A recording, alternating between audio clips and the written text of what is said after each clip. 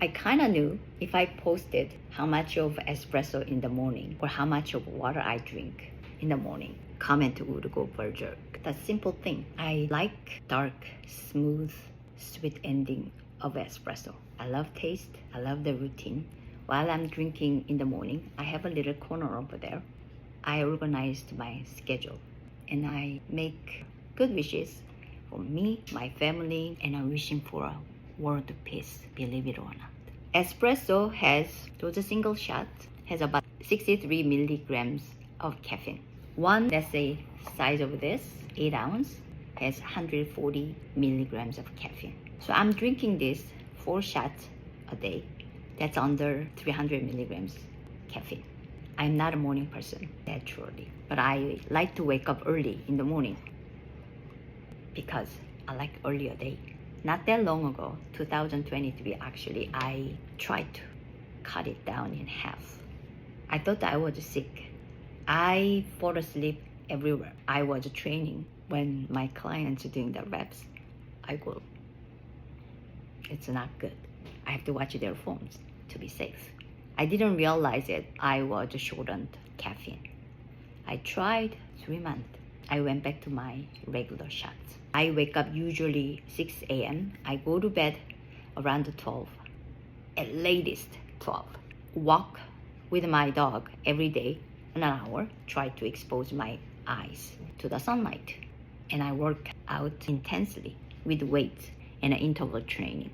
My heart rate stay on zone 2, zone 3, sometimes go over it. 40 minutes a day, 5 to 6 days a week. My steps, most of days I go over 15,000 steps a day. I want to have a good night's sleep. I want caffeine to be all out of my system, but I love it. I love the taste. I love the routine. I like to keep it. What do I do? And also, I like to drink water, 4 liters a day. The day I drink that much of water and the day I didn't drink that much of water, I look different and I feel different. And I'm having a hard time in the washroom for number 2. So this works for me. And there used to be researchers saying, if you drink coffee, tea, they believe they dry your gut out, dehydrate you. But recent studies said, if it's not you drink like Red Bulls, like charged caffeine, actually just regular coffees and tea don't dry out your gut. Good thing is that people who doesn't drink water and I feel guilty about it, you can count tea and the coffee as your water intake. So 4 liters a day, even I wake up at 6, I start to drink 1 liter of water right away. I believe most of us don't drink. Your body is really dehydrated. And you squeeze the water out first thing in the morning during sleep. Your body is most likely dehydrated. That moment is, I believe, time you need water. So I drink a liter of water first thing in the morning. So including that water and an espresso and my matcha tea and my ginger tea, within 2 hours, I already finished 2 liters of water. Our kidney can filter 1 liter per every hour. Many people are very enjoying criticizing, judging other people's simple routine, like drink water. When I posted first time, drink water 1 liter first hour in the morning, I even get the life threat. And someone said, eating disorder sign right there. Lots of liquid, coffee, water, loud swallowing sound. I do make a loud sound. I can handle big gulp of water, liquid, even food. It's because of the big gulp I make a lot of noise. My throat makes noise. I had bulimia when I was in 20s for several years. If I had some guidelines to eat what and how much, I probably got over it quickly. So if somebody had that kind of illness, they're not allowed to eat or drink or share the whatever. Not having coffee from not home. Not all the time I get dark, smooth, sweet ending coffee. Sometimes acidic coffee makes my stomach really hurt. I know how I feel about those with really high acidic coffee. Makes me feel. My body jittered. I know I am addicted to coffee. I was able to cut off my coffee when I was pregnant first time with my first child. And my doctor told me when I had a second pregnancy, it's okay to have 2, but don't drink 4. So I cut down to 2. My younger one's a little short. She blamed for my coffee drink.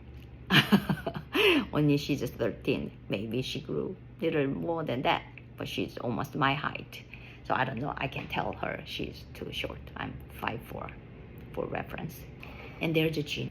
And several genes play a role on sensitivity to caffeine in our body. In particular, CYP1A2 that determine how fast some individuals metabolized caffeine fast, or some individuals slowly metabolize it, and affects things like heart racing, all other stuff. So if you feel when you drink caffeine, it affects you, maybe then it's your personal choice. Some people cut it off. Some people feel good about it. Some people like me, I feel good about it. I like it. I need it. And that is my take on coffee, espresso in the morning. I studied earlier education in college. When my brother married to my sister-in-law, she was my senior from my college. When they go to honeymoon, she asked me to taking care of her studio. I needed a coffee. She had a lot of coffee. There was no sugar. Milk is gone. If that was me today, I could go get some coffee before I go to work, but I didn't. And I started to drink a coffee without milk. I got used to it. That was the best thing. It happened to my coffee routine. And I opened this screen from Johns Hopkins Medicine about 9 reasons why the right amount of coffee is good for you. I like to read it. You could live longer. Your body may process glucose or sugar better. You are less likely to develop heart failure. You are less likely to develop Parkinson's disease.